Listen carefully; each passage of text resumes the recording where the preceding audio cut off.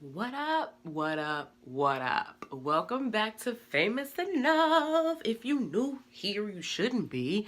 I'm Ashlyn Ray, the ringleader of the Brown Girls Billionaire Gang, and we are on volume 2 of the Brown Girls Guide to Working. All right.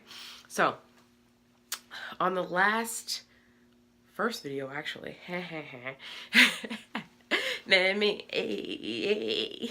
we we talked about the 7 streams of income and how the gurus and the experts and the coaches and the da da da da and da da da are just throwing it out there like 7 streams of income, and nobody really knows what it means. They don't know how to get it, and they can't point you in the right direction. Y'all don't come for me with my permanent part that came from having dreads for many, many years. So today I want to talk about the investing part. And I think I wanted to tackle the investing part first because it's like the scariest part. Let's just be honest. I mean, I know I ducked investing for years. I tried it. I had my little 401k.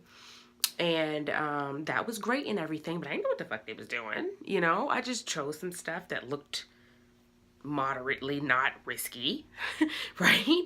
I didn't know what the actualization was going to be of that, or how the market works, or any of that. And I think anytime someone talks about investing in stocks and, you know, risking your money for something that's not really in your hands, I feel like we tend to cringe a little bit, you know, and we shy away from that.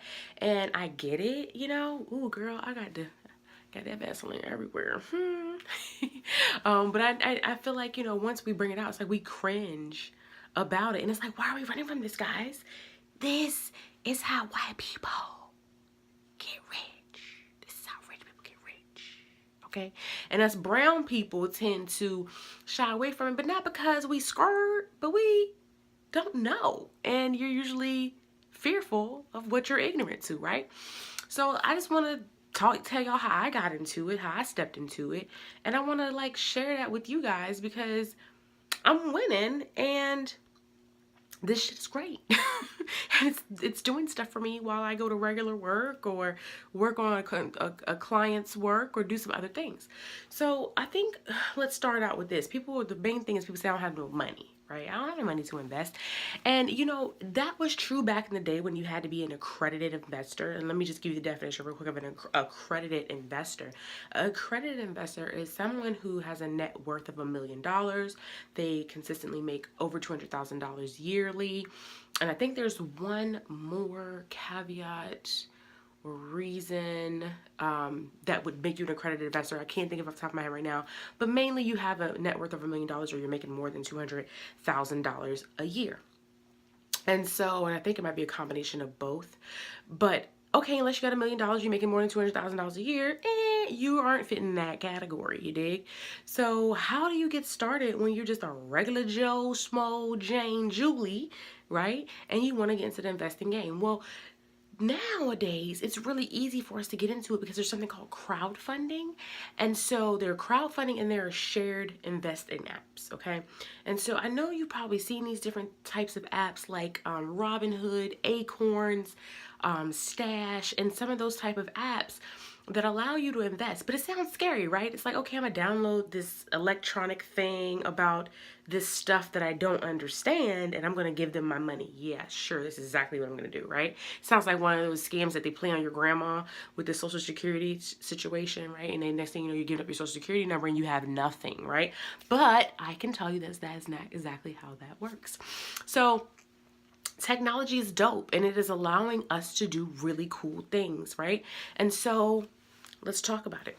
Now, you guys probably know by now I'm an avid person of Stash, but let me explain how the crowdfunding apps and investing work. So basically what happens is, let me give you an example. Amazon is worth, I think, $1,600 at this moment for one share. So you might want to invest in Amazon, but you don't have $1,600 to just drop on one share of stock that may or may not be booming, right?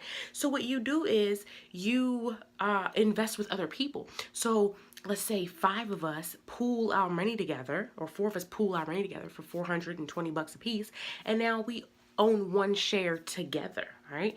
Now, while that may not sound like a lot, but if that share goes up to $2,400, right?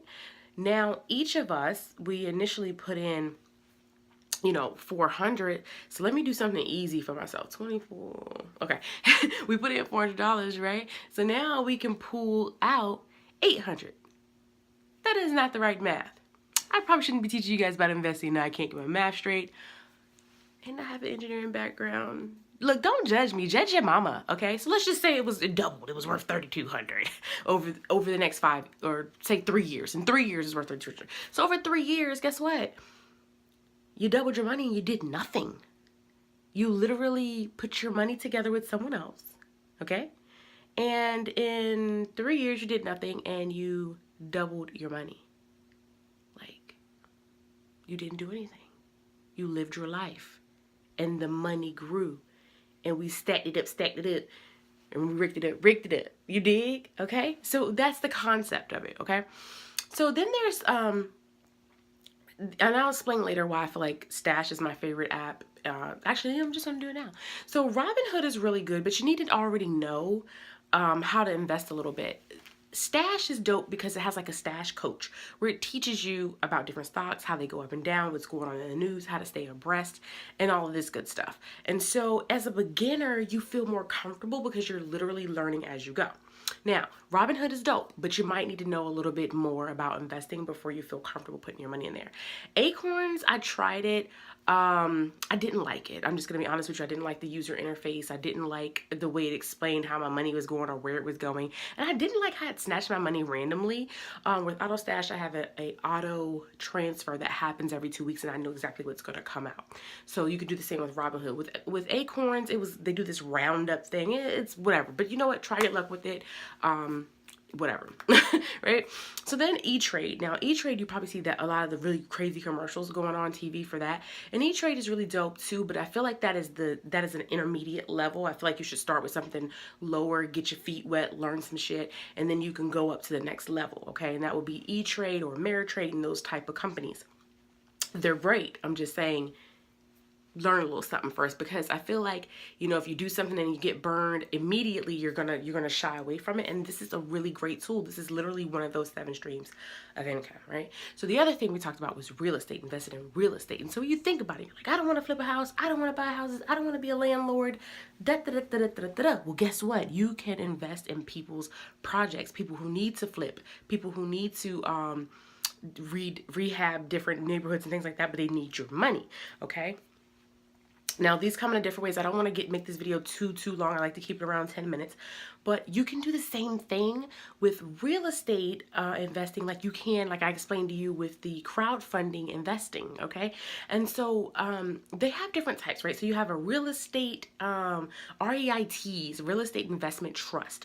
Now, that's like full-blown real estate stocks, whereas the crowdfunding such as Fundrise.com, what you do is you're investing in a particular project, and so they have, you know, 2 months or 2 years or 3 years to realize the loan. And so at the end of that project, once they sell it, rent it out, whatever, you start collecting money for your investment, okay? And so you can take that money, you can immediately roll it into another investment, you can withdraw the money, and they even have options for you to withdraw money monthly to create supplemental income based off of the projects that you actually invest in, okay? So I'll drop the link for that too, so you can check more out about that, and then you can kind of, you know, really get a feel for it. Again, I want to keep this pretty short. So I've explained how it works. Let's talk about how you actually build up the money for it. So let me tell you what I did. Now, again, I used Stash to start out with, right? And I started with $10, guys, $10. And so when I reached $500, which I had I want to say I had a 17% return on investment. When I reached that, I took that money out and then I used that to become my minimum for Fundrise so that I could start investing in real estate. Now, the link that I dropped for Stash, if you are interested in it, that is a referral link. You'll get $5, I'll get $5 when you sign up and start investing.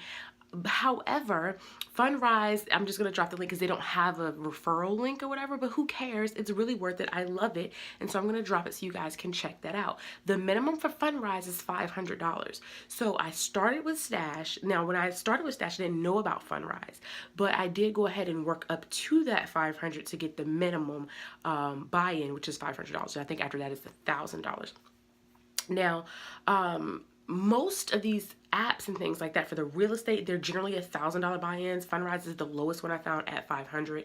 Like I said, Stash, all you need is $5 to get started. And a lot of those like Robinhood and Acorns, I think, are $10 to get started.